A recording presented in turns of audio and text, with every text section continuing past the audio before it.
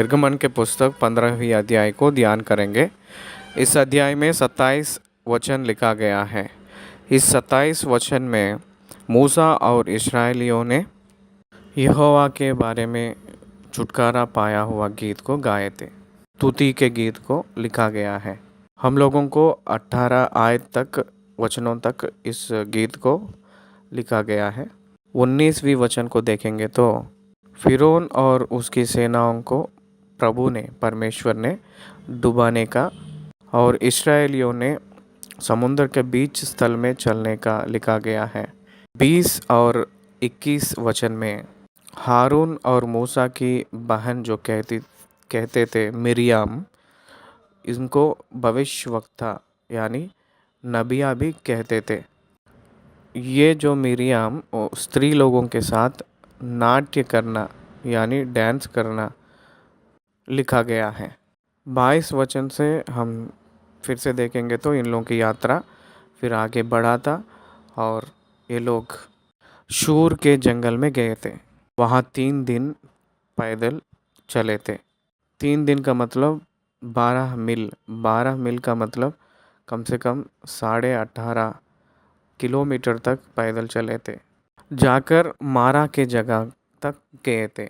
मारा का मतलब क्या होता है? मारा का नाम उस जगह पे क्यों आया है? मारा का मतलब खारा है कहकर अर्थ आती है। वहाँ के जो पानी खारा था इसलिए वहाँ उसको मारा कहकर नाम दिया गया है। लोग ने क्या पिएंगे कहकर बकबक करते हुए परमेश्वर को दुहाई दिए थे। तब परमेश्वर ने मूसा को एक पेड़ दिखाया था। उसको उस पानी में डालने के बाद पानी मीठा बन गया था, इसलिए वहाँ मारा कहकर एक नाम आया है।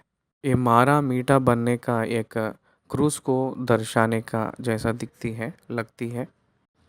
26 और 27 आयतों को देखेंगे तो वो लोग और थोड़ा दूर सफ़र किए थे और एलाम नामक एक जगह पर आए हैं। वहाँ 12 पानी के सोते को पाए हैं और 70 खजूर के पेड़ों को पाए हैं।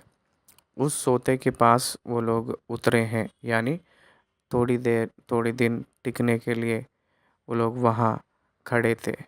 उस जगह का नाम एलीम था।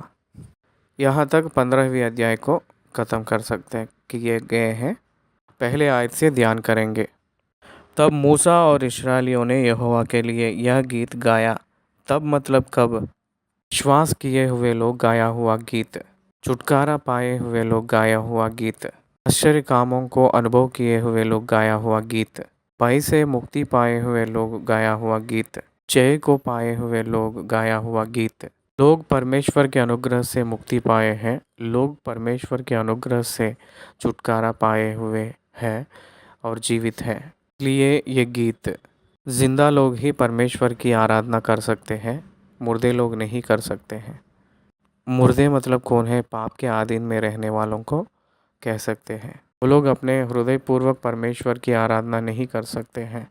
वो लोग मन भर से आराधना नहीं कर सकते हैं, क्योंकि उन लोगों को आध्यात्मिक उजाला रोशनी नहीं जानते हैं। लोग अंधकार में बैठे हुए जैसा उनका ज़िंदगी रहता है। ये लोग परमेश्वर को जानने वाले लोग हैं। इस्राएली परमेश्वर के क्रियाओं को चेक किए हुए लोग हैं। ईश्वर के शक्ति को अपने खुले आँखों से देखे हुए लोग हैं। इसलिए उनके मुंह में स्तुति का गीत रहा। वो लोग यहोवा को अपने अनुभव से जान लिए हैं। बहुत महान की अनुभव कह सकते हैं। हर एक विश्वासी उनके खुदा को अपने अनुभव से जानना चाहिए। मैं बहुत निर्बल हूँ। मैं अपने बारे में बता रहा हूँ, सुनिए। मैं बहुत निर्बल हूँ। मैं बहुत निर्बुद्धि व्यक्ति हूँ। मेरे अंदर बहुत तेजीपन भी कुछ नहीं था, तो भी मैं परमेश्वर को जान लिया। परमेश्वर के तेजीपन को मैं जानता हूँ। परमेश्वर के बल को मैं जानता हूँ। परमेश्वर के अगुवा को मैं जानता हूँ और अनुभव भी किया था। इसलिए मैं कभी भी मेरे बुद्धि के बारे में, मेरे तेजेपन के बारे में, मेरे बल के बारे में निर्भर नहीं था। कभी भी मेरे सेवकाई में मेरे ऊपर निर्भर नहीं था। मेरे सोच कभी भी उस तरफ नहीं गया, क्योंकि परमेश्वर को चेक करके हुए अनुभव मैं जान गया हूँ, अनुभव भी किया था। इसलिए मेरा ज़िंदगी थोड़ा अलग है। यही मेरे ज़िंदगी से मैं गवाही दे सकता हूँ, क्योंकि मैं परमेश्वर को स्तुति करता हूँ, क्योंकि उसको मैं परमेश्वर कहकर पाया हुआ हूँ, इसलिए मैं धन्य हो गया हूँ। इसलिए मैं परमेश्वर की आराधना करता हूँ। यही मेरा गवाही है। यही अनुभव को इस्राएलियों ने और मूसा ने अपने आप के बारे में परमेश्वर की आराधना करते हुए प्रकट किए थे। यहोवा का भजन गाऊंगा, क्योंकि वह महाप्रतापी ठहरा है। घोड़ों समेत सवारों को उसने समुद्र में पटक दिया है। यहाँ देखिए, निर्गमन के पुस्तक में यहाँ बताया हुआ बात यह है कि यहोवा के लिए मैं गीत गाऊंगा। Personal experience of salvation. व्यक्तिगत रूप में उद्धार को देखे हुए लोग ही गीत गा सकते हैं, गा सकता है। यहोवा के बारे में गाया हुआ गीत है वो, क्योंकि उसका उद्धार का कारण वो ही है कहकर। वो एक सीमित व्यक्ति है। हर एक मनुष्य एक सीमित व्यक्ति है। हर एक मनुष्य अपने उद्धार के लिए कुछ भी अपने आप को नहीं कर सकते हैं। इसलिए उद्धार के लिए क्रिया परमेश्वर ही खुद बनाया था। इसलिए परमेश्वर की आराधना करते हैं, गाते हैं। महाप्रताप होकर जय को पाया है। फिरौन से जय पाना उस देश में रहते समय इस्राएली लोगों को असंभव की बात हुई थी। 430 वर्ष तक उस फिरौन के जरिया पीड़ित हुए थे इस्राएलियों ने। बंधुओं में थे, दर्द उठाए थे, हिंसा को पाए थे, लेकिन जय को नहीं पाए थे। लेकिन यहाँ तो वो लोग कह रहे हैं कि महाप्रताप होकर जय को पाया है मेरा परमेश्वर कहकर बोल रहे हैं। क्यों? जय की वजह से महाप्रताप हुआ कहकर बोल रहे हैं। जय की वजह से महान हुआ है मेरा परमेश्वर कहते। वो हमारे शत्रु को नाश किए कहकर बोल रहे हैं और स्तुति कर रहे हैं। मिस्र के सेना को खोजेंगे तो भी ना मिले सो जैसा उस जगह को परमेश्वर लाया था। हर एक ईसाई मसीह वाले इस सत्य को जानना चाहिए। शैतान के बल हर एक विश्वासी के ऊपर से हट गया कहकर जानना चाहिए। बहुत ध्यान से इस वचन को, इस बात को याद रखिए। बहुत गौर से, ध्यान से इस वचन को, इस बात को याद रखिए। शैतान आपको कुछ नहीं कर पाएगा, क्योंकि आप छुटकारा पाया हुआ व्यक्ति हैं। परमेश्वर की आत्मा तेरे ऊपर रहना शुरू हुआ है, तेरे अंदर रहना शुरू हुआ है। आपको यीशु मसीह घेर के रखे हैं, यीशु मसीह के अंदर छिपे हुए हैं। अगर तुझे कोई छूना चाहते हैं तो यीशु मसीह को छूकर ही अंदर जा सकते हैं। यीशु मसीह को जो घेर के रखे हैं उस खुदा को पार करना है। अगर आपको शैतान ने छूना चाहता है तो खुदा को और यीशु मसीह को पार करके तेरे पास आना है। वो असंभव की बात है।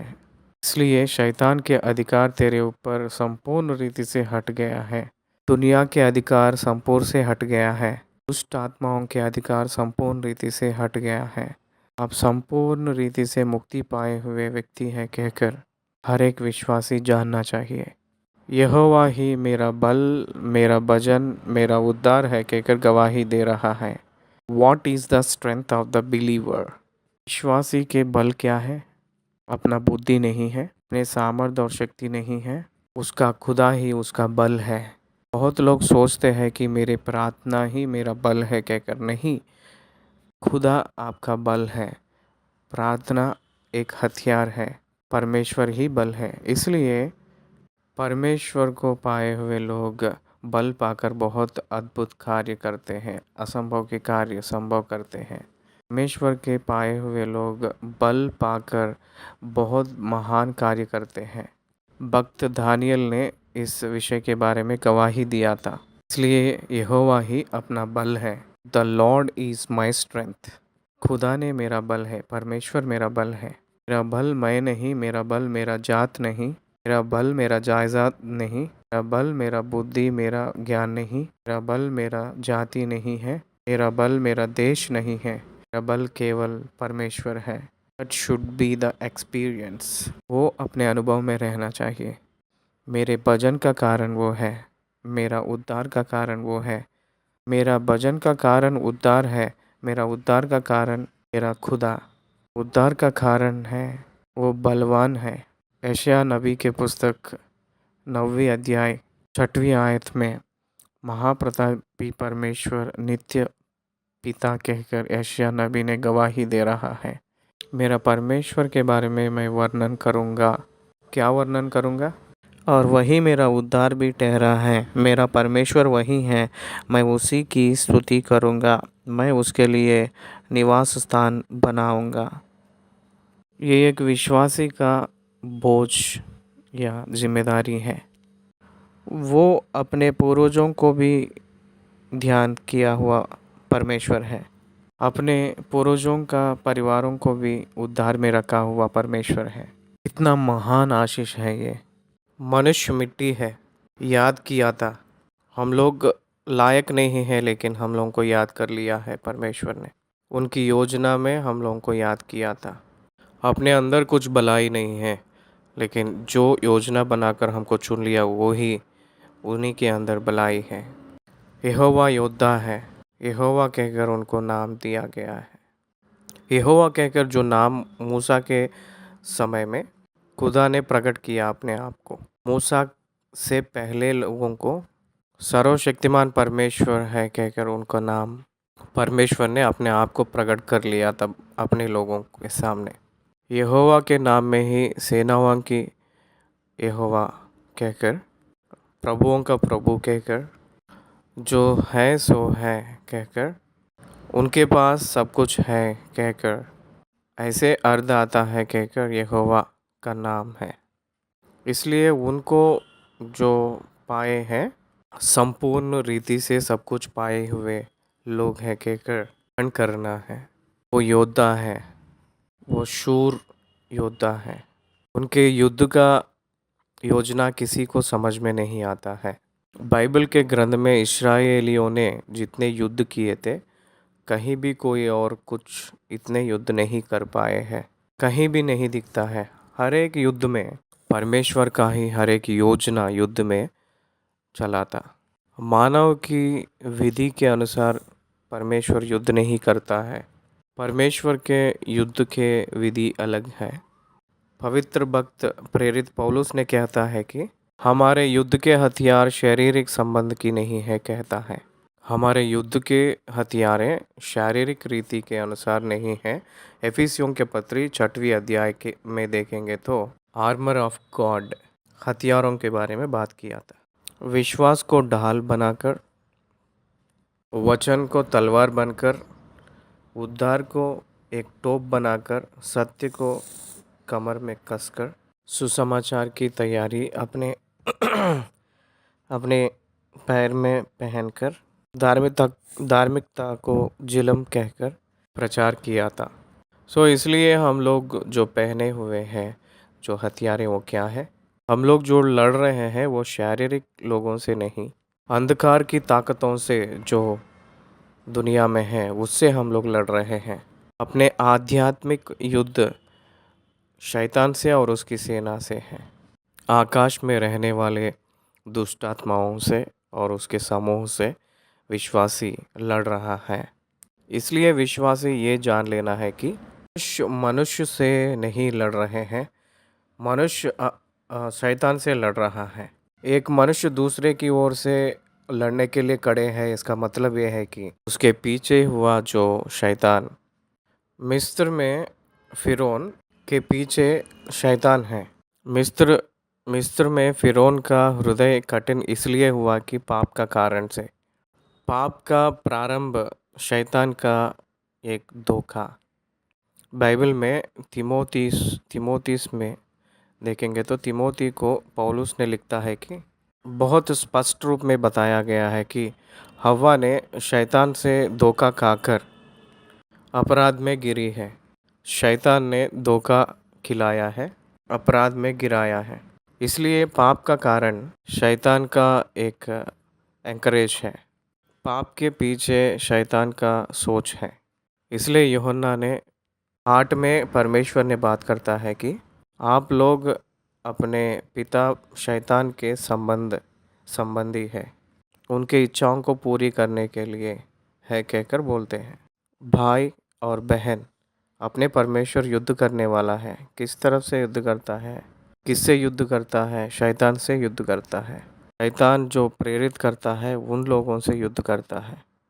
इसलिए अब्राहम से परमेश्वर ने कहता है कि अब्राहम, तुझे जो आशीष देते हैं मैं उनको आशीष दूंगा, तुझे जो श्राप देते हैं मैं उसको श्राप दूंगा। कहे थे युद्ध यहोवा की ही है। रोमियों के पुस्तक में बदला लेना आपका काम नहीं है कहकर यहोवा ने कहे थे। अपना परमेश्वर अपने तरफ से युद्ध करने वाला है। हम लोग युद्ध करने का ज़रूरत नहीं है। खड़े होकर देखेंगे तो बस अपना परमेश्वर शूर योद्धा है।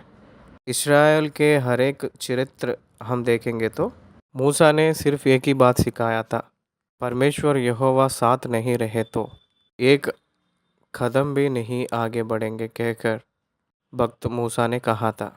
कारण क्या है पता है? कारण वो युद्ध करता है। इसलिए यहोवा अमालेकियों के साथ बहुत आगे पीढ़ियों में भी मैं युद्ध करूंगा कहकर कहा था। समझ में आ रहा है? इस्राएलियों के ऊपर कोई भी जाति उठेगी तो परमेश्वर ही स्वयं युद्ध किया था। यहोवा ने न्यायों के पुस्तक में गिद्योन ने कहा था कि यहोवा ही युद्ध करेगा कहकर लिखा था। इसलिए God's style of doing war is entirely different from the style of the human. मनुष्य के विधि से भी, उनके शैली से भी परमेश्वर का युद्ध का विधि अलग होता है। गिद्योन ने बहुत ढेर सारे सेना को नाश करने के लिए वो जो चुन लिया था हथियार क्या है? सिर्फ मिट्टी के बर्तन, 300 की मिट्टी बर्तन। आधी रात में 3 दिशा में जाकर उस मिट्टी के बर्तन को फोड़ते हैं तो शत्रु ने अपने आप को मार डालकर मर चुके हैं। लाखों लाखों सेना नीचे गिर पड़े हैं। युद्ध ना करके विजय देने वाला अपना परमेश्वर है। मिस्र के ऊपर इस्राएली लोग युद्ध ना किए तो भी विजय को अपने हाथ में रखा था खुदा ने। उस अनुभव को पुराना नियम में परमेश्वर ने करके दिखाया है। वैसे ही क्रूस पे अपने तरफ से परमेश्वर क्रूस में लड़कर शैतान को हरा दिया है। हिब्रियों के पुस्तक 2 अध्याय का 14वीं वचन को देखेंगे तो वहाँ पूरी स्पष्ट रूप में अपने दुर्बलताओं को जाने वाला परमेश्वर शैतान को, उसके सामर्थ्य को अपने खुद की मौत से नाश कर दिया था परमेश्वर ने।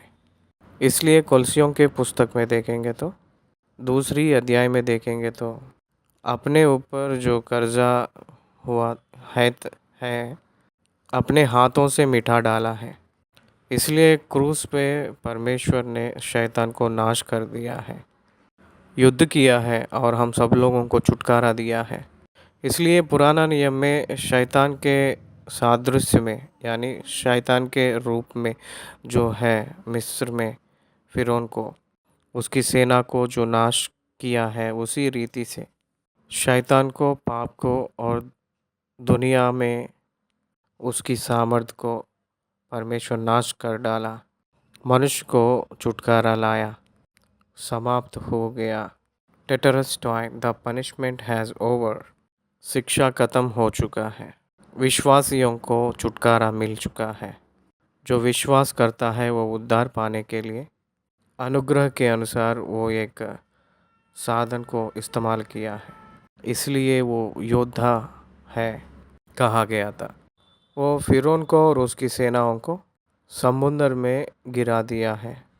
उन योद्ध लोग, श्रेष्ठ लोग हैं, वो लोग समुद्र में डूब गए हैं। उत्तम लोग उसमें डूब गए हैं। अधिकारी लोग उसमें डूब गए हैं। एक साधारण व्यक्तियाँ यानी इस्राएली लोग उस समुद्र को पार कर चुके हैं। बहुत अनुभव हुआ है। जो योद्धा लोग थे वो लोग उस समुद्र में डूब मरे थे। 4 आयत से देखेंगे, फिरौन के रथों और सेना को उसने समुद्र में फेंक दिया और उसके उत्तम से उत्तम रथी लाल समुद्र में डूब गए। गहरे जल ने उन्हें ढाँप लिया, वे पत्थर के समान गहरे स्थानों में डूब गए। हे यहोवा, तेरी दाहिना हाथ शक्ति में महाप्रतापी हुआ। हे यहोवा, तेरी दाहिना हाथ शत्रु को चूकना-चूर कर देता है। दक्षिण हस्त का मतलब ये है, हाथ का मतलब ये है कि दाहिना हाथ। परमेश्वर के हाथ शत्रुओं को चूकना-चूर कर देती है। ये है महान विश्वास। अपने लिए हर एक समस्या शत्रु है। आपका जो सामना करने वाला हर एक समस्या शत्रु है, उसका जो समाधान केवल परमेश्वर यीशु मसीह के पास है। परमेश्वर नियुक्त किया है। आपको क्या ज़रूरत है वो सब कुछ परमेश्वर ने पहले से ही नियुक्त करके रखा है। मैं सब जानता हूँ, किसी विषय के बारे में चिंता मत करो कहकर कहा था। खाने के लिए, पीने के लिए, पहनने के लिए, रहने के लिए किसी विषय के बारे में चिंता ना करो कहा था। चिंता करने का ज़रूरत नहीं, आपके लिए चिंता करने के लिए खुदा है। आपके बारे में वो चिंता कर रहा है कहकर प्रेरितों में सर्वश्रेष्ठ प्रेरित पतरस ने अपने पतरस के पुस्तक में लिखा था। आप सोचिएगा, परमेश्वर के चेले विश्वासी लोगों का ज़िंदगी को परमेश्वर ने टेक ओवर किया था। टेक ओवर मतलब वो लिया है अपने ज़िंदगी को, उनके हाथों में हम चले गए। देखिए, क्या ये बातें विश्वास कर सकते हैं? जो लोग विश्वास करते हैं उन लोगों को बल देती है, बहुत बल देती है। प्रिय भाई बहन, परमेश्वर के वचन में परमेश्वर के बात को मत विश्वास करना, मत मानना कहकर जो सोच है, जो एनकरेजमेंट है, वो केवल शैतान लेकर आती है। बहुत भक्तों के ज़िंदगी में हम लोग देख सकते हैं। सनहरेब कहकर एक व्यक्ति ने बहुत विस्तार रूप में बात किया था। मेरे हाथों से आपके परमेश्वर यहोवा कैसे बचाएगा? कोई भी देवता किसी प्रजा को बचा नहीं पाए थे। इसलिए हमारे हाथों से आप लोगों को कौन बचाएगा कहकर अशूर के राजा सेनापति बहुत गंभीर रूप में कहा था। लेकिन क्या हुआ था? संपूर्ण रीति से नाश हो चुके थे। इस्राएलियों के इतिहास को आप देखेंगे तो सीहोन कैसे नाश हो चुका है। न्यायों के ग्रंथ को आप देखेंगे तो कैसे वो लोग शत्रु लोग ने नाश हो चुके थे। इसलिए शत्रु का बल कितना भी महान हो, परमेश्वर की दाहिना हाथ उसको चूकना-चूर कर देगा। आपके हर एक समस्या को परमेश्वर की दाहिना हाथ चूकना-चूर कर देगा। आपके हर एक समस्या का समाधान परमेश्वर यीशु मसीह है कहकर कहकर पहचानेंगे तो आपकी समस्या के बारे में आप डरने का ज़रूरत नहीं। आपकी समस्या कितना भी बड़ा हो, लेकिन उससे भी बड़ा आपका परमेश्वर है कहकर, उससे भी बड़ा महान है कहकर आप जान लेंगे तो आपके मुंह में स्तुति का गीत, आराधना रहती है। आपके चेहरे पे खुशी रहता है, मुस्कुराहट रहता है कहकर प्रभु के नाम से मैं बता रहा हूँ। आपके और आपके सामने खड़े रहते हैं आपको मारने के लिए, उन लोगों को चूकना-चूर कर देगा। अपने विरोधियों को अपने महाप्रताप से चूकना-चूर कर देगा। परमेश्वर ईंटा से या तलवार से मारने वाला नहीं, वो अपने महिमा से युद्ध करता है। आप ध्यान दीजिए, शमूएल के ग्रंथ में दाऊद ने गोलियत से बात कर रहा है उस समय, उस मैदान में उसको सामना करते समय गोलियत को दाऊद एक ही कहा था, एक ही बात कहा था, आज आप सभी लोग इस्राएलियों ने तलवार से या ईंट से लड़ने वाला नहीं कहकर आप जानेंगे कहकर दाऊद कहा था। तलवार, भाला और घोड़े और रथों से युद्ध करने वाला नहीं है। ये पूरा युद्ध का चिन्ह है, लेकिन एक पत्थर, एक छोटी सी पत्थर से मारकर जय पाने का सिर्फ परमेश्वर ने, उंगलियों से जय पाने का विद्या जो है, शिक्षा परमेश्वर दाऊद को दिया है कहकर नहीं पता उन लोगों को। इसलिए मेरे प्रिय भाई और बहन, तलवार से भाला से मनुष्य लोग बचाते हैं, लेकिन परमेश्वर अपने महाप्रतापी से, महिमा प्रतापी से युद्ध करता है। उनके मुंह के वचन युद्ध को संपूर्ण समाप्त करती है। उनके हृदय में एक सोच आएगा तो वो सोच संपूर्ण होती है। परमेश्वर परिपूर्ण है, परमेश्वर संपूर्ण है। 8वीं आयत, तेरे नथनों की सांस से जल एकत्र हो गया। देखिए, पूरब की ओर से हवा बही थी। ये हवा कहाँ से आया है? अपने नथनों से, परमेश्वर की नथनों के अंदर से हवा निकली है।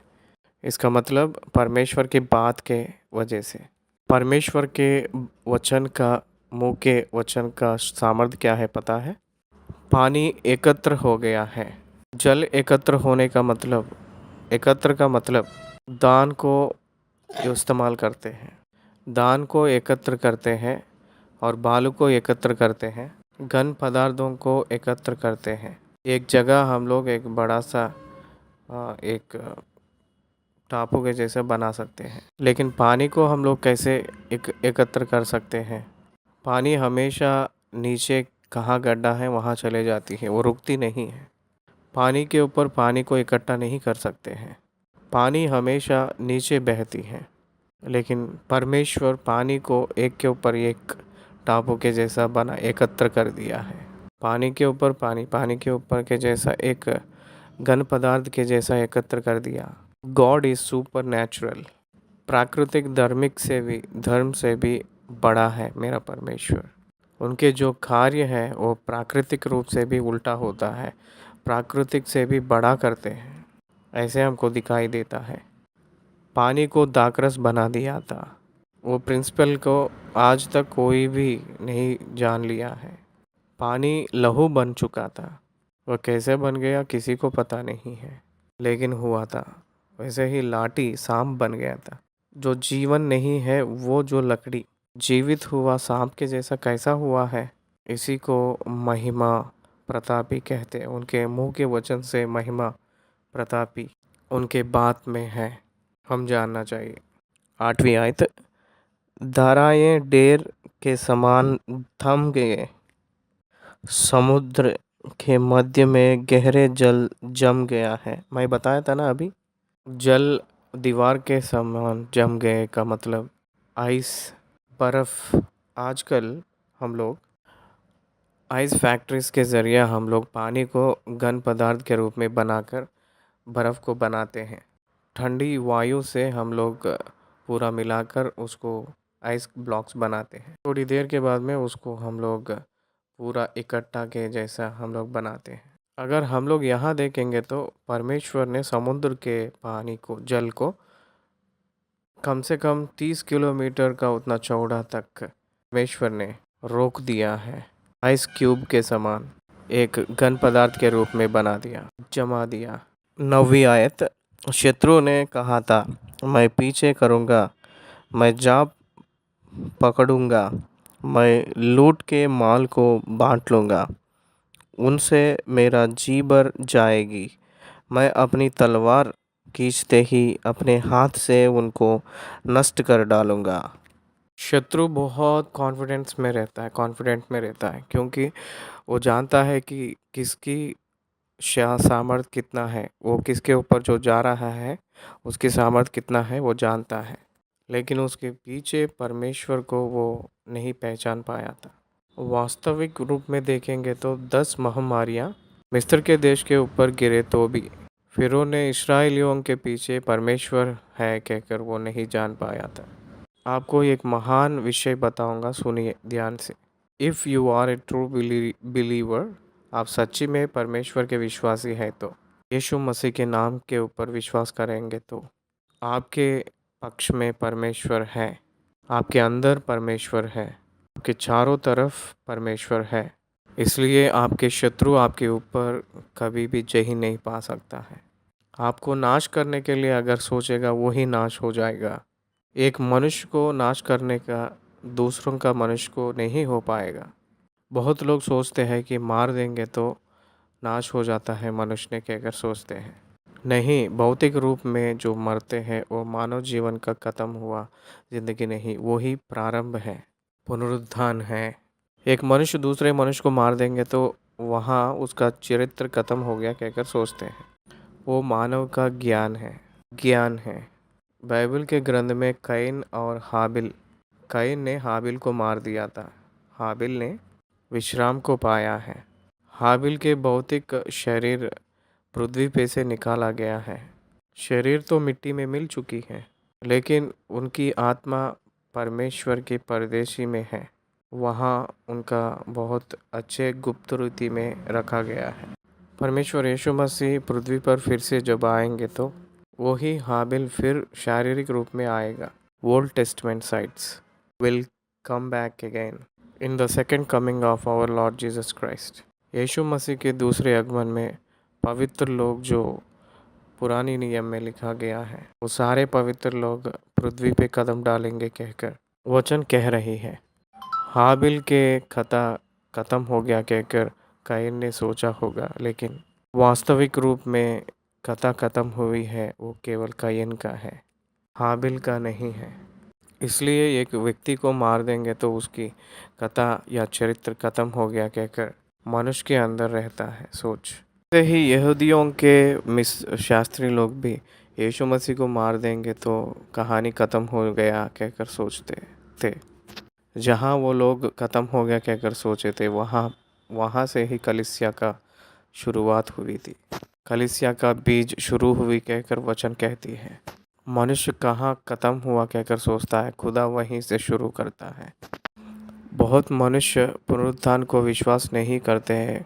विषय क्या है? बहुत श्रेष्ठ विषय क्या है? सृष्टि में परमेश्वर ने एक अच्छा सा उदाहरण दिखाया था। आप गेहूं के बीज को देखिएगा, उसको हम लोग दफनाते हैं तो वो मरती है, वो सड़ जाती है। उसी में से जीवन उत्पन्न होता है, उसी में से पौधा निकल कर आती है। इसलिए बीज मरना है, मरे के बाद वो उगती है। इसलिए ये बीज मरे के बाद में ही एक पौधा निकल कर आती है कहकर हम लोग जानना चाहिए। क्यों एक मनुष्य मरे के बाद में फिर जी उठेगा कहकर कहते हैं तो विश्वास नहीं करते हैं। अपने आँखों के सामने परमेश्वर एक उदाहरण रखा है कि गेहूं के बीज को मरे के बाद में बाहर जीवन उत्पन्न होता है कहकर, तो भी आप क्यों विश्वास नहीं कर पाते हो? इसलिए आप यकीन नहीं करते क्योंकि आपके अंदर अविश्वास है। परमेश्वर को जो नहीं विश्वास करते वो लोग उसके वचन को भी विश्वास नहीं कर पाते हैं। परमेश्वर को जो मानते हैं, विश्वास करते हैं, वो वचन को भी मानते हैं, विश्वास करते हैं। परमेश्वर के वचन को विश्वास करना है तो पहले आप परमेश्वर को विश्वास करना चाहिए। परमेश्वर को नहीं मानेंगे तो परमेश्वर के वचन को भी नहीं मानोगे। परमेश्वर के वचन इस दुनिया के उल्टे में रहता है, लेकिन बहुत आशीषितमय का जीवन उसमें है। एलिया ने एक विधवा को बुलाया था। उस घड़ी का जो रोटी मुझे ले आकर खिलाने के लिए कहा था। उस समय की रोटी अगर एलिया को दे देंगे तो उसको और उसकी बेटे को क्या रहेगा, क्या बचेगा? इस विषय के बारे में अगर हम लोग कोई पत्रकार लोगों मीडिया के सामने इस विषय को रखेंगे, बहुत लोग इस विषय के ऊपर खड़े हो सकते हैं बात करने के लिए। हाँ, मनुष्य लोग जो रहते हैं वो सब कुछ दे देंगे तो कुछ नहीं बचेगा कहकर, नहीं मिलेगा कहकर सोचते हैं। लेकिन दे देने से उस 3 साढ़े 3 साल तक जो महा अकाल में वो और उसकी बेटा बहुत अच्छे से खाए पिए जिए थे। इसलिए परमेश्वर के जो सोच हमेशा उल्टा ही रहता है, उनके विधि हमेशा उल्टा ही रहता है। इसको हम पहचानना है। शत्रु सोचता है कि वो मिलूँगा और इसके पीछे पड़ूंगा कहकर सोचता है। मैं लूट के माल को बांट लूँगा, उनसे मेरा जी भर जाएगा। मैं अपनी तलवार खींचते ही अपने हाथ से उनको नष्ट कर डालूँगा। क्या ये पूरा हुआ है? क्या ये पूरा हुआ है? मैं उसके पीछे पड़ूँगा, लेकिन वो नहीं पीछा पड़ा था। वो लोग अच्छे से चल कर गए थे, वो पीछा नहीं पड़ा, वो लोग चले थे आराम से। इस्राएली लोग ना दौड़े थे, वो आराम से पैदल चले थे। वो दौड़कर भागे नहीं हैं। लाल समुद्र को पार करते समय आराम से पार किए, बहुत अच्छे से पार किए थे, कंफर्टेबल में वो पार किए थे। रथों के साथ आकर उनको पकड़ने के लिए इस्राएलियों को सोचे थे, लेकिन पकड़ नहीं पाए थे। तो कहाँ है उन लोगों का सामर्थ्य? लोग पीछे पड़ने के लिए सोचे लेकिन नहीं पीछे पड़ पाए थे। लोग मिल जाएंगे कहकर उनमें से कहकर सोचे थे, लेकिन नहीं मिल पाए थे। वो लोग सोचे हैं कि पैदल चलने वालों को तो कितने देर से मिल सकते, जल्दी मिल सकते कहकर सोचे, लेकिन मिल नहीं पाए।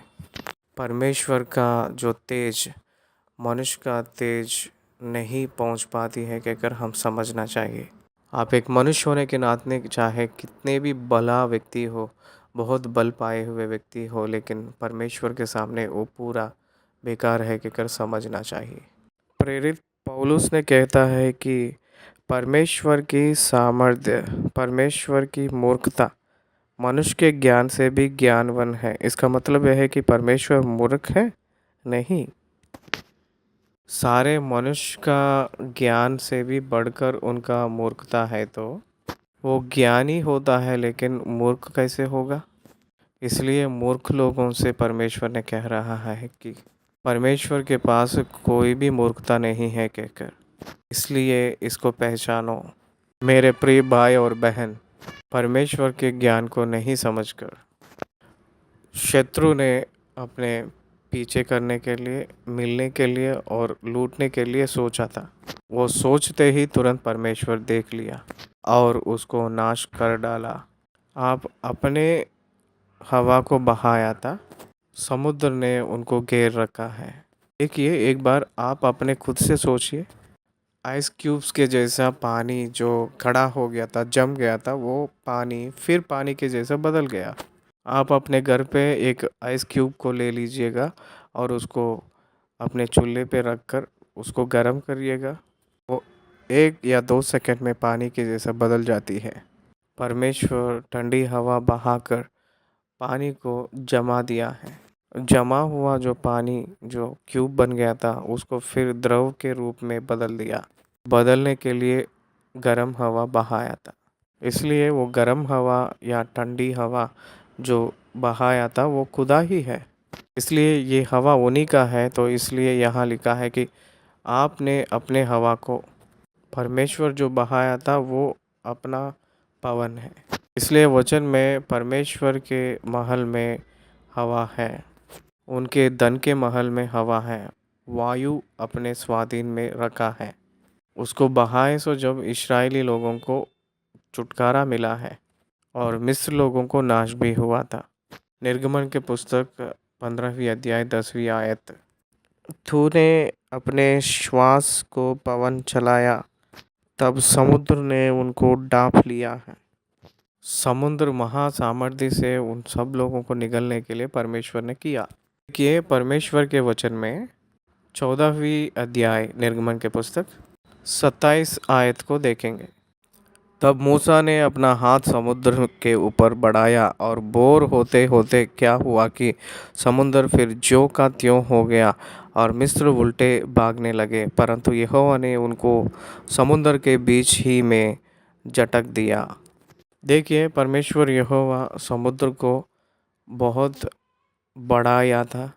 समुद्र किसके कंट्रोल में, आधीन में है?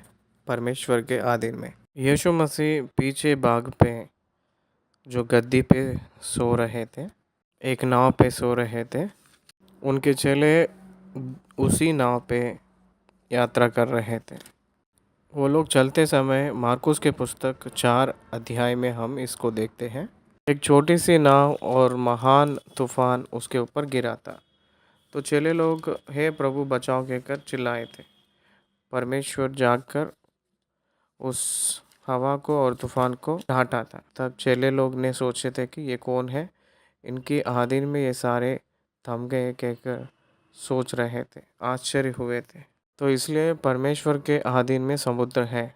इसलिए आयुब के ग्रंथ में आयुब ने कहता है कि समुद्र को पार करने ना होकर उसको एक हद रखने वाला, सीमा रखने वाला कौन कहकर कहता है। देखिए, उतना महान समुद्र जो किनारा हुआ एक बालू से रुकती है, उसको पार ना करके जहाँ तक सीमा रखे हैं वहीं तक वो आती है, उससे बढ़कर नहीं आती है। कितने भी तूफान आकर आएंगे तो भी वहीं तक, सीमित तक ही आती है। लेकिन सुनामी का मतलब है कि वो तो गांव के ऊपर आ जाएगा। साधारण समुद्र तो जहाँ तक सीमित रखा है वहीं तक आती है। बालू को आड़ा रखकर समुद्र को रोका है खुदा ने। बालू को रखकर आप और मैं, हम लोग पानी को रोक सकते हैं, उसके प्रवाह, उसकी धाराओं को रोक सकते हैं, जल का सामर्थ्य को रोक सकते हैं। इसलिए समुद्र के लहरें ऊपर आते हैं और बहती है और फिर वापस चले जाती है। ये जो मैकेनिज़्म है, ये जो नियुक्त किया है वो खुदा ही है। इसलिए खुदा ने समुद्र को कंट्रोल करने के लिए हवा को बहाया था कहकर लिखा है। प्रामुख के जैसे डूब गए, जैसे पानी में प्रामुख डूब जाती है, वो ऊपर नहीं तैरती है, वैसे वो लोग डूब गए हैं। यहोवा, देवताओं में तेरा तुल्य कौन है? सीसा के समान डूब गए हैं। ठीक है, देवता, इसका मतलब यह है कि दुनिया में जितने भी देवताओं को जो पूजन करते हैं, पूजा पाठ करते हैं, वो कौन है उसके तुल्य के? यहोवा के बराबर होने वाले देवता या देवी कौन है, किसको है? प्रूवन हिस्ट्री, सिर्फ कहानी के जैसा लिखना नहीं, लिख लेना नहीं। मनुष्य, स्थल और समय, ये तीन बातें, इस चरित्र, इतिहास, इनको छोड़कर और किसको है? इसलिए देवताओं में तेरा तुल्य कौन है कहकर कहता है।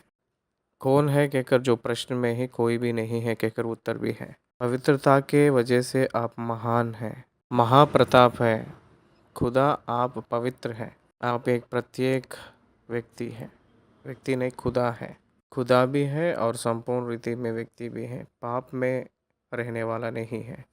पवित्रता के कारण महाप्रतापी है और अपनी स्तुति करने वालों के भय का योग्य है और आश्चर्य कार्य करता है। तेरा तुल्य कौन है?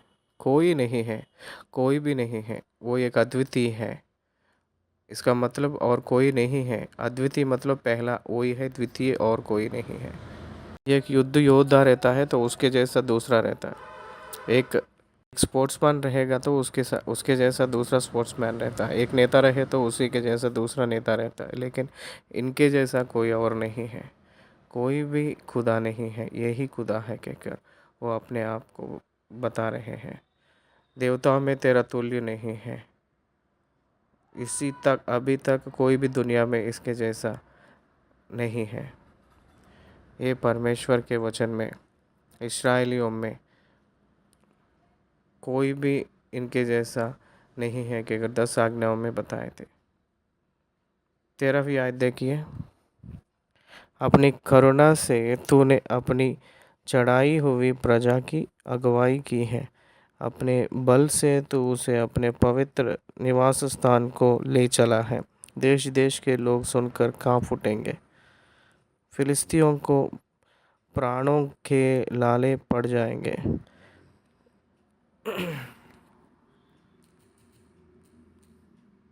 इस्राएलियों को प्रथम आज्ञा ये है कि मैं ही तेरा खुदा हूँ और मुझे छोड़कर और कोई खुदा नहीं कहकर परमेश्वर प्रकट किया है। आपके अनुग्रह से ये सारे लोगों को आप लेके थे।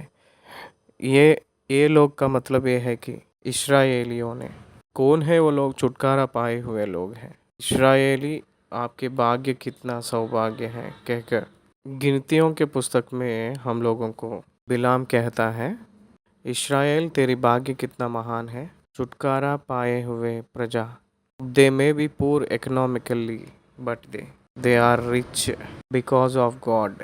परमेश्वर की ओर से महान है। 40 साल उन लोग जंगल की यात्रा करने से एक पहर भी वो लोग खाना नहीं बनाकर आकाश में से मन्ना को बरसाया है। महान परमेश्वर, rich God who had given all the resources to live.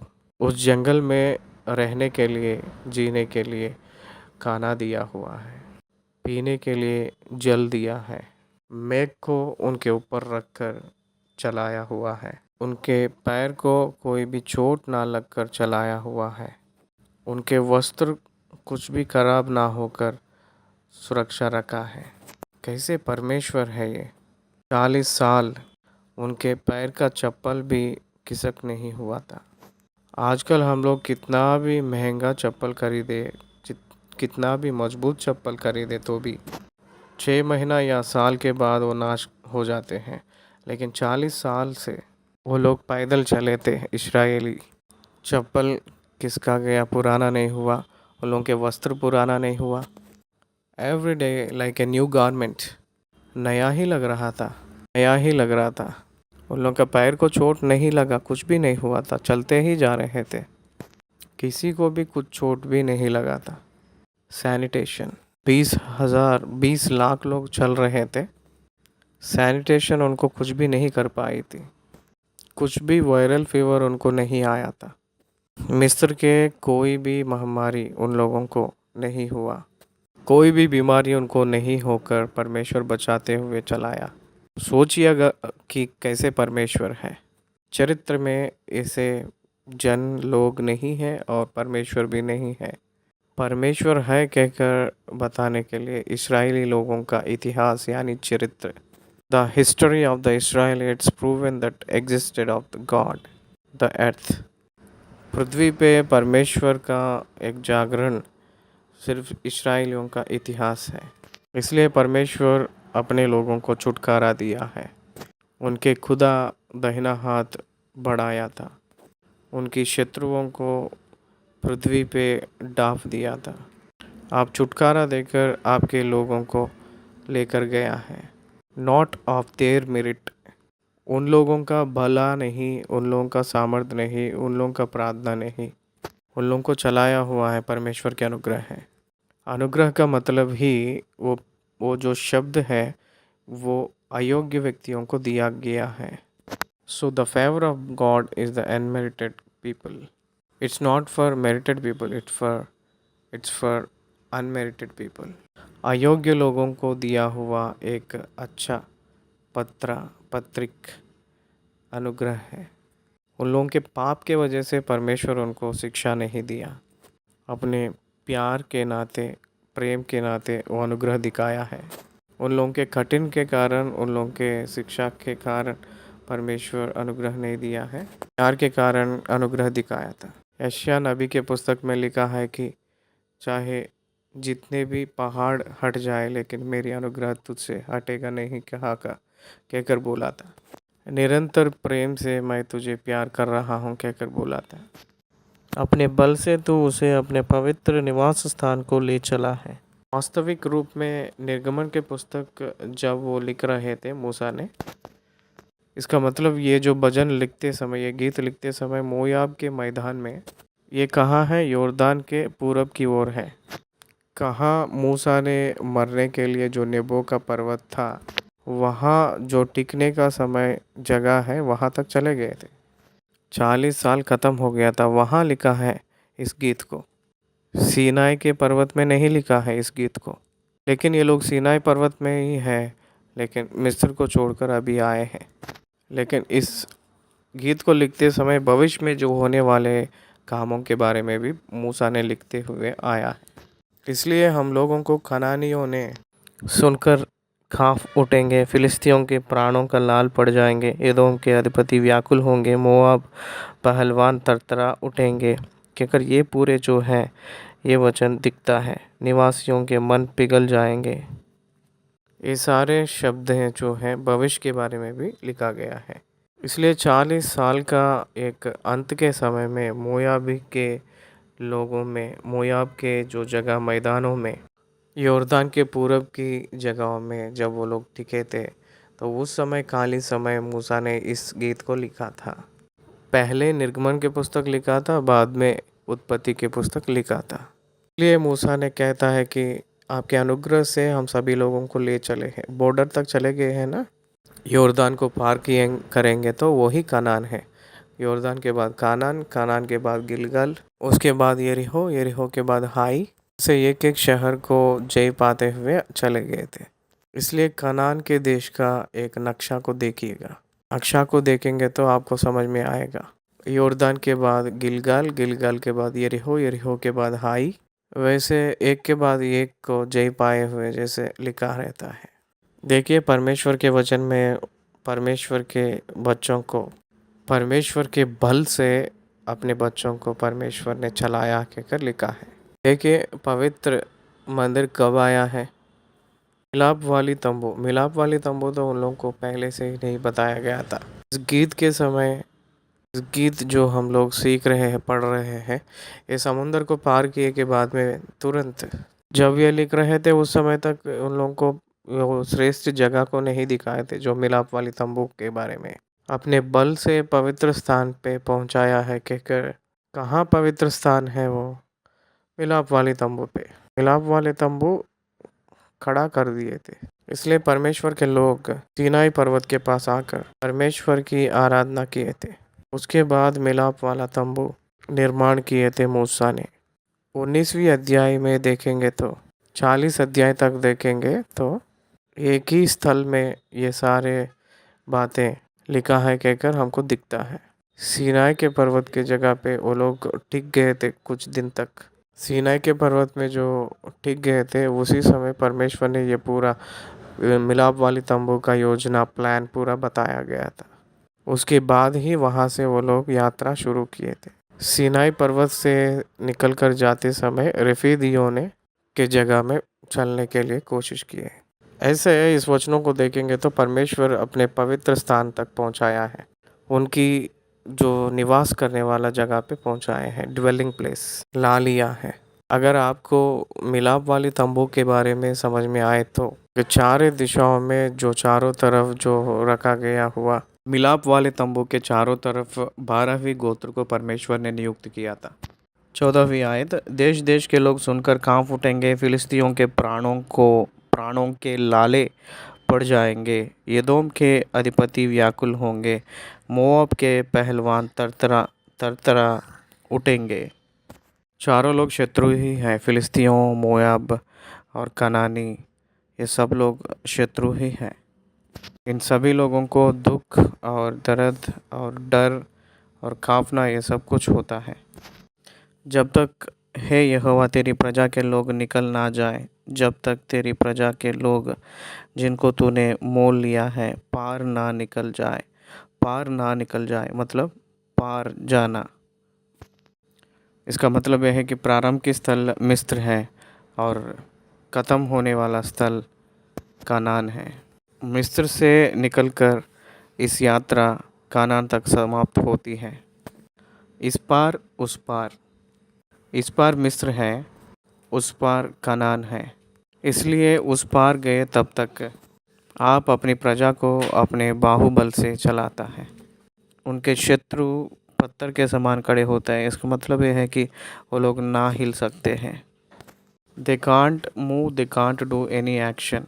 वो लोग कुछ नहीं कर पाएंगे, वो लोग सिर्फ खड़े होकर देखते रहेंगे। वो लोग बल ही वीर ही शूर ही है, लेकिन वो लोग ऐसे ही खड़े हो जाते पत्थर के समान। पत्थर के समान वो बोल हो गया का मतलब यह है कि वो कुछ भी नहीं कर पाता है, निकम्मा हो जाता है शत्रु ने। परमेश्वर जो चलाता है उस समय शत्रु सिर्फ खड़े होकर देख सकता है और कुछ नहीं कर पाएगा। आप अपने प्रजा को लेकर आएगा, प्रेजेंस ऑफ गॉड। इसका मतलब परमेश्वर भी उनके साथ चल रहा है कहकर अर्थ है। परमेश्वर अंत तक उनके साथ चलेगा कहकर अर्थ है। ग्रेट कमीशन मत्ती के रचित सुसमाचार 28वीं अध्याय में आखिरी में मैं अंत तक तेरे साथ रहूँगा कहकर परमेश्वर कहा था। साथ रहूँगा कहकर बोला, रह गया हूँ कहकर नहीं कहा। मैं अंत तक आपके साथ रहूँगा कहकर कहा था। वो अपने साथ रहने वाला परमेश्वर है, हम लोग को छोड़ने वाला नहीं है। मिस्र में याकूब को भेजते समय परमेश्वर याकूब से भी कहा था कि मैं आपके साथ चल रहा हूँ, मैं फिर से आप सभी को लौट कर लेकर आऊँगा।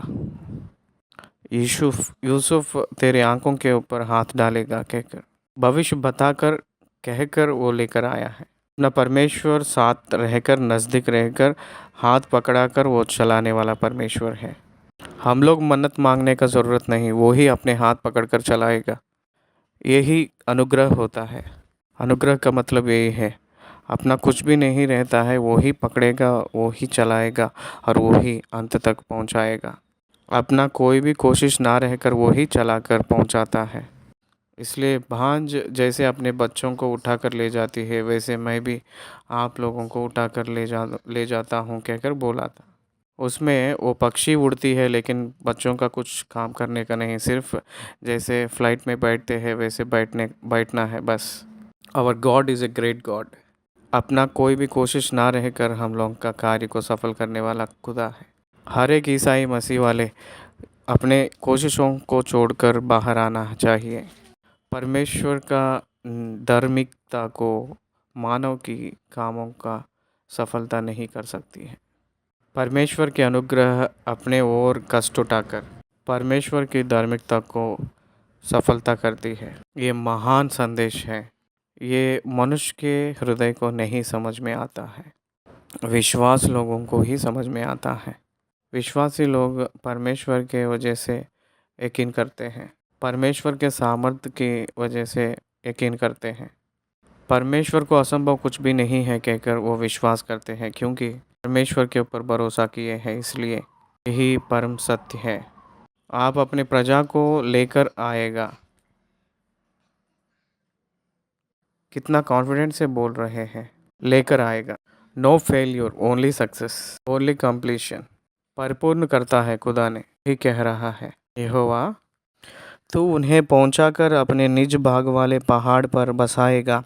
यह वही स्थान है, हे यहोवा, जिस तूने अपने निवास के लिए बनाया, और वही पवित्र स्थान है जिसे है प्रभु तूने आप ही स्थिर किया है।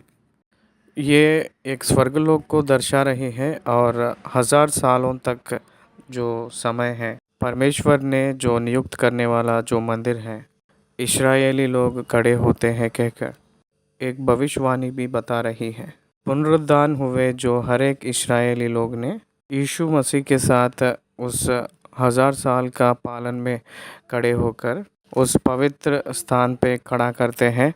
ये यहूदी लोगों को दिया गया हुआ वादा है। 18वीं आयत, यहोवा सदा सर्वदा राज्य करता है। अपने हाथों से जो नहीं बनाया गया था उस मंदिर के बारे में हेब्री जो लेखक कहा था। हाथ से बना हुआ जो मंदिर है वो पृथ्वी पे है। जो हाथों से नहीं बनाया था वो जो राज्य है वो स्वर्गलोक का राज्य है। जो स्वर्गलोक में इन सभी को खड़ा करेंगे कहकर जो वादा है इन लोगों को दिया गया है। यहोवा सदा सर्वदा पालन करने वाला है। इसका मतलब जब तक ये काल रहता है, ये समय रहता है, तब तक वो पालन करेगा। समय का अंत आएगा, लेकिन समय कंटिन्यू हो रहा है। ये जो समय को हिसाब डालने वाला सूरज ख़त्म हो जाता है, लेकिन परमेश्वर ने निरंतर कहकर जो शब्द है, eternal past to eternal future निरंतर 23वीं भजन संहिता में आखिरी आयत में कहता है, मैं सदा सर्वदा यहोवा के चरणों में निवास करूँगा कहकर कहता है। इसलिए पृथ्वी के ऊपर जो निवास करने का समय तेरी अनुग्रह और क्षेम ही मेरे साथ आता है कहकर कहता है। निश्चय भलाई और करुणा जिंदगी भर जीवन भर मेरे साथ रहेगा कहकर कहता है। जीवन भर मेरे साथ भलाई और करुणा आती है। मरने के बाद भी हमेशा यहोवा के उपस्थिति में, यहोवा के चरणों में वास करता हूँ। परमेश्वर के चरणों में वास करना, नया पृथ्वी नया आकाश के साथ परमेश्वर के चरणों में वास करना, कितना महान क्लैरिटी दिया है बाइबल ने। फिरौन के घोड़े रथों और सवारों समेत समुद्र के बीच में चले गए, और यहोवा उनके ऊपर समुद्र का जल लौटा ले आया, परंतु इस्राएली समुद्र के बीच स्थल ही स्थल पर होकर चले गए। 20 और 21 आयत बहुत खास होता है। तब हारून की बहन मरियम नाम नबिया ने हाथ में डफ लिया है, और सब स्त्रियां डफ लिए नाचती हुई उसके पीछे होली, और मरियम उनके साथ वह टेक गाती गई। यहोवा का गीत गाओ, क्योंकि वह महाप्रतापी ठहरा है। घोड़े समेत सवारों को उसने समुद्र में फेंक दिया है। 38 वर्ष में हारून को, और 80 वर्ष का था मूसा ने। 86 वर्ष की थी मिरियाम ने। मिरियाम उस उम्र के समय में एक डफली है, नाचते हुए सारे स्त्री लोगों को भी अगवाही कर रही थी। सारे स्त्री लोग नाचते हुए उनके पीछे हो लिए थे। वो लोग आवाज़ उठाकर गाने लगे, यहोवा का भजन गाओ, क्योंकि वो महाप्रताप होकर जय पाया है कहकर। घोड़ों को, रथों को, सवारों को गिरा दिया है। देखिएगा दूसरी आयत में, दूसरी वचन में जो मूसा ने गाया था वही चरण को ये लोग भी गा रहे थे। मिरियाम नाचना एक प्रत्येक की बात है। स्त्री लोग नाचने वाले जैसे बने हैं। मिस्र देश में आंसू बहाने वाले स्त्री लोग थे। छुटकारा पाकर नाचने वाले बन गए हैं। उनके खुशी को हद नहीं था, इसलिए वो लोग नाचने लगे हैं।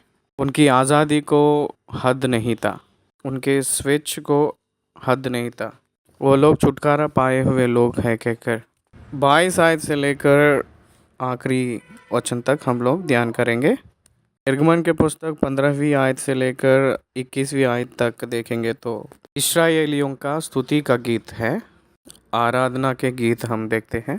उसमें उनका सारे उद्देश्य सब कुछ पेश किए हैं, परमेश्वर के बारे में, उनके सामर्थ्य के बारे में, उनके महिमा के बारे में, वो अपने लोगों के लिए जो किए हुए कार्यों के बारे में, कार्य कैसे किस विधि से किया जाता है उसके बारे में, उनके शत्रुओं को कैसे परमेश्वर चुकनाचूर करता है, दहन कर देता है, ऐसे सारे विषयों के बारे में बहुत स्पष्ट रूप में बताया गया था।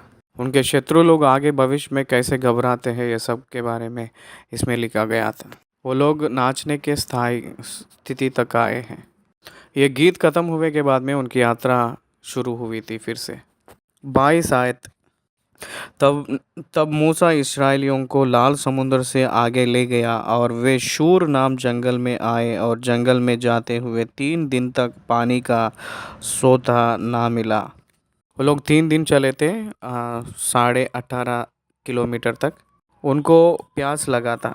शारीरिक रूप में रहेंगे तो हम लोगों को प्यास और भूखा कंपलसरी होता है। देखिए, मनुष्य केवल रोटी से नहीं, परमेश्वर के मुंह से जो वचन के ओर से जीता है कहकर जो अनुभव में आने के लिए परमेश्वर का उद्देश्य था। इसलिए उन लोगों को कुछ संदर्भ के ओर से कुछ परीक्षाएं सामना करना पड़ा। मनुष्य के रूप में जब रहते हैं तो परमेश्वर हम लोगों को कुछ परीक्षाएं देते हैं। उस परीक्षा में हम लोग खड़े होकर विश्वास को प्रकट करना चाहिए, लेकिन हम लोग अन्य के जैसा नहीं सोचना चाहिए। अपना सोच का तरीका बदलना चाहिए।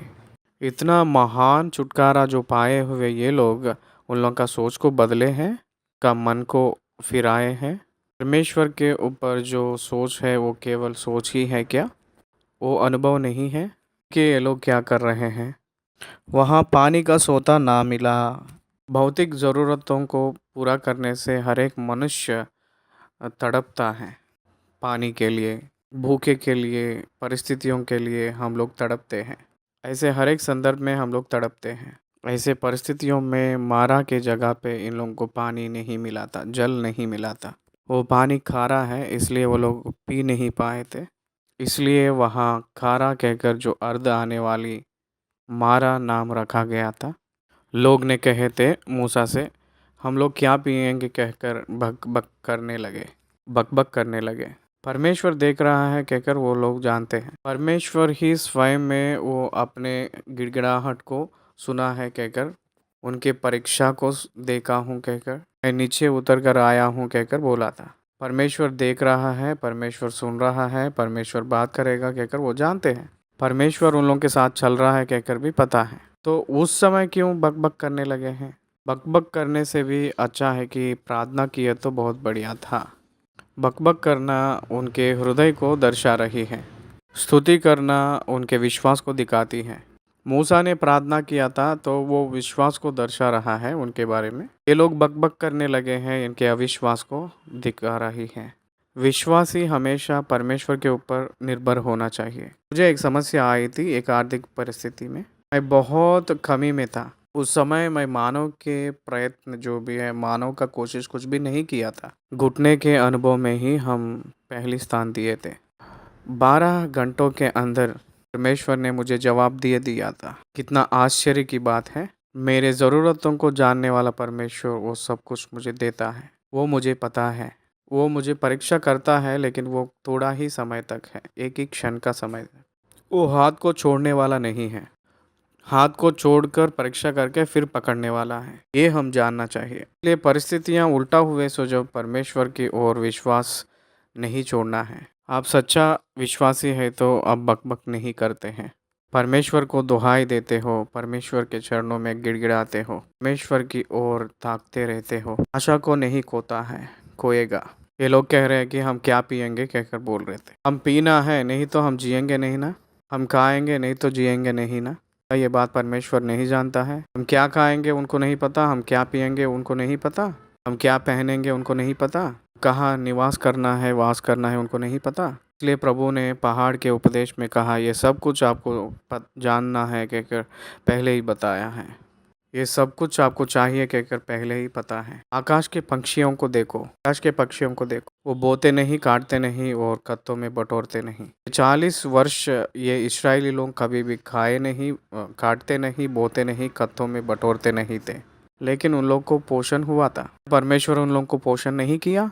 The same God even today live before us, अपने सामने वो जीवित है कहकर दिख रहा है। ट्रस्ट हिम, पर विश्वास करिए। वो लोग मूसा के ऊपर बकबक करने लगने से मूसा यहोवा को दुहाई दिया था। देखिए, परमेश्वर जो दिखाया गया था उस पेड़ में कारा को काटने का, कारा को ख़त्म करने का गुण है क्या? पेड़ में है या परमेश्वर के मुंह के निकला हुआ वचन में है? परमेश्वर एक पेड़ को दिखाया था, उस पेड़ को मूसा ने उस जल में डाला था, वो जल मीठा बन गया। देर इज़ ए सॉल्यूशन। देखिए, प्रोवाइडेड सॉल्यूशन, नियम किया हुआ, नियुक्त किया हुआ एक समाधान वही है, लेकिन अपने आँखों से वो लोग नहीं देख पाए थे। इसलिए अपने ज़रूरतों को कैसे हम लोग उस ज़रूरतों को पूरी करने के लिए अपने सामने अपने ही और है, अपने सामने ही रहता है, लेकिन अपने आँखों उसको देखकर भी नहीं पहचान पाते। ईश्वर ही उनके आँखों को खोलना चाहिए। याद रखिए, आज मेरे ट्रांसलेशन के वर्क्स में हर एक लैंग्वेज को एक एक महीना 10,000, हर एक साल एक एक हज़ार बढ़ाते रहता हूँ। 5 साल तक ऐसे बढ़ाते जाना है। कहाँ से आएगा ये पूरा? आई डोंट नो, मुझे नहीं पता ये कहाँ से आती है, लेकिन वो आता है। परमेश्वर ऐसा करता है। परमेश्वर नियुक्त किया हुआ व्यक्तियों को खोजना, मैं आगे बढ़ूँगा तो बस है। पेड़ वहीं पर है। इस पेड़ उस जल का मीठा बनाएगा कहकर उन लोगों को नहीं पता। There is a proven solution, provided solution is there already with them. उन लोगों के साथ ही है वो जो समाधान, लेकिन जानते नहीं है वो लोग। उन लोगों के आँख खुलना चाहिए। परमेश्वर ने उत्तर दिया है। मूसा को एक पेड़ दिखाया था, उस पेड़ को उस पानी में डालने से वो पानी, वो जल मीठा हो गया है। वहाँ परमेश्वर ने आज्ञाओं को और विधियों को नियुक्त किया था। याद रखिए, it's only a common test, a simple test. पैसा नहीं है, परमेश्वर परीक्षा कर रहा है। वस्त्र नहीं है, परमेश्वर परीक्षा कर रहा है। भोजन नहीं है, परमेश्वर परीक्षा कर रहा है। रहने के लिए जगह नहीं है, परमेश्वर परीक्षा कर रहा है। मेरे प्रिय भाई और बहन, परमेश्वर परीक्षा कर रहा है। गॉड इज़ टेस्टिंग यू, क्योंकि पता है आप गिरने के लिए नहीं, आप गिरना नहीं है, आप एक ऊंचे स्थान पर जाने के लिए वो इच्छा रखा है, वो चाह रहा है। इसलिए आपकी वजह से बहुत महान कार्य करने के लिए सोच रहा है। इसलिए वो आत्मिक रूप से आपको बढ़ाने के लिए परीक्षाओं के बीच में से चलाता है। आपको एक बैकग्राउंड हिस्ट्री नियुक्त किया जाता है। आपको एक चरित्र होने वाला है। इतना महान कार्य जो किया है आगे दिनों में भी नहीं करेगा, नहीं चलाएगा। अब तक जो सहायता किया है आगे दिनों में भी नहीं करता है। अभी तक जिम्मेदारी लिया है, आगे दिनों में भी वो जिम्मेदारी नहीं लेगा क्या? इसलिए परमेश्वर अपने आप को परमेश्वर के चरणों में उत्तर देने वाले जैसे बनने के लिए परमेश्वर नियुक्त करता है, चलाता है। यह है परीक्षाओं के बीच में परमेश्वर की रहस्य है। परीक्षा धीरज, धीरज आशा को पैदा करती है कहकर कहा था। देखिए, वहाँ आज्ञाओं को, विधियों को नियम किया है। आपके परमेश्वर के वचन को ध्यान से सुनकर उनके नज़र में जो न्याय है वो करना है। उनके आज्ञाओं को पालन करते हुए उनके विधियों के अनुसार चलेंगे तो कंडीशनल ब्लेसिंग्स मैंने मिस्रियों पर भेजे हैं, उनमें से एक भी तुझ पर ना भेजूँगा।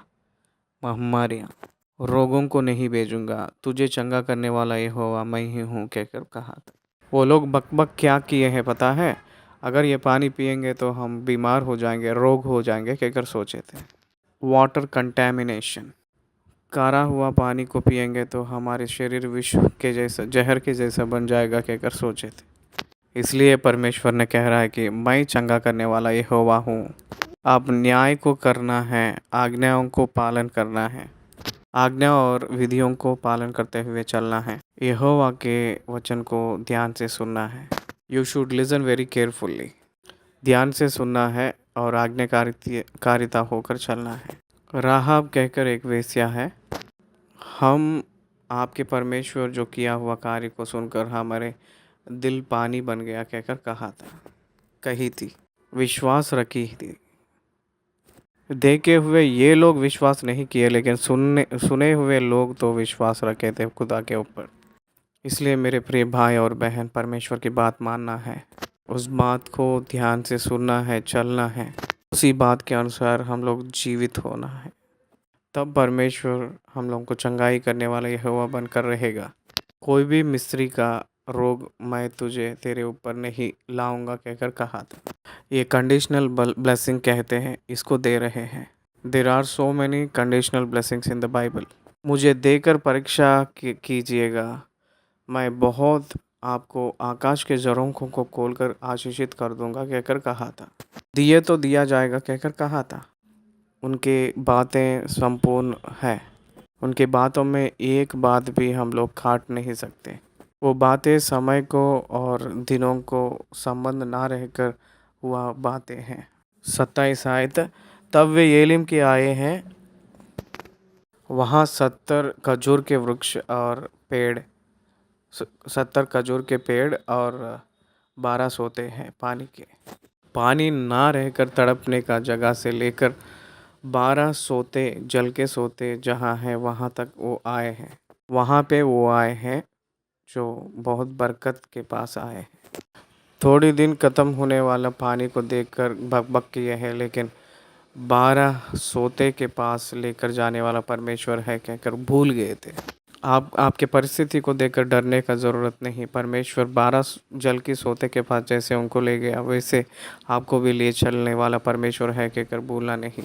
70 खजूर के पेड़ को के पास ले चलने वाला परमेश्वर आपके साथ है। आशीषित की जगह, हरियाली की जगह, अच्छा भोजन हुआ जगह, अच्छा प्यास को बुझाने वाला जगह को चलाने वाला खुदा है। आपको पोषण करने वाला, सुरक्षा करने वाला है। आकाश के पक्षी के ऊपर ध्यान करने वाला परमेश्वर आपको भी ध्यान देगा। आपके बालों में से एक भी निकल कर गिरता है तो उसको भी ध्यान करता है। एक बाल को ही उतना ध्यान देता है तो आपके प्राण को, शरीर को क्यों नहीं ध्यान देता? एक बार सोचिएगा उसके बारे में। क्यों अविश्वास के साथ है? क्यों बकबक कर रहे हैं? इसी समय उसको छोड़ दीजिए। एलीम के अनुभव परमेश्वर आपको देगा, बरकत को आपको देगा। वो 70 खजूर के पेड़ अभी भी है। इजिप्ट के देश में से लेकर इज़राइल जो जाने वाले मार्ग पे भाई की ओर से सूरज को पार किए के बाद वहाँ एलीम दिखती है। 12 जल के सोते और 70 खजूर के पेड़, वो 12 जल के सोते अभी भी है। इसलिए देखिए, इतिहास भी गवाही दे रही है। इसलिए परमेश्वर उन लोगों को चलाया हुआ तरीका बहुत अचंभ की बात है। आपको भी आश्चर्य रूप में चलाएगा कहकर विश्वास करिए। 15वीं अध्याय समाप्त हुई है। इसलिए आखिरी आयत में देखेंगे तो लोग ने मूसा के ऊपर विश्वास करना प्रकट किए हैं। लोग मूसा के ऊपर विश्वास जो किए थे वो ज़्यादा देर तक नहीं है कहकर आगे अध्यायों में हम लोग बोल सकते हैं। देखकर विश्वास करने से भी अनदेख कर विश्वास करेंगे, वही विश्वासी है। यहोवा का भय मानने का मतलब ऐगुप्त इस मिस्र के लोगों को, सेना को मारे हैं, तब वो लोग भय मान रहे हैं। उनके सामर्थ को देखकर वो लोग विश्वास नहीं कर रहे, भय नहीं मान रहे हैं। उनकी सामर्थ को देखकर विश्वास करना नहीं, उनके सामर्थ को देखकर प्रेम करना बहुत उत्तम चीज़ है। उनको देखकर डरना है, इसका मतलब यह है कि वो नाश करेगा कहकर डरना नहीं।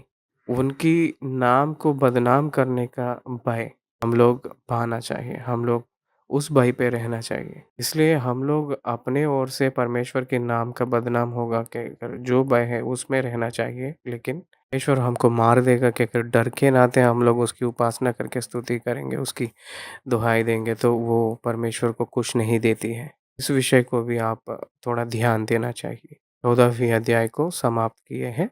धन्यवाद है।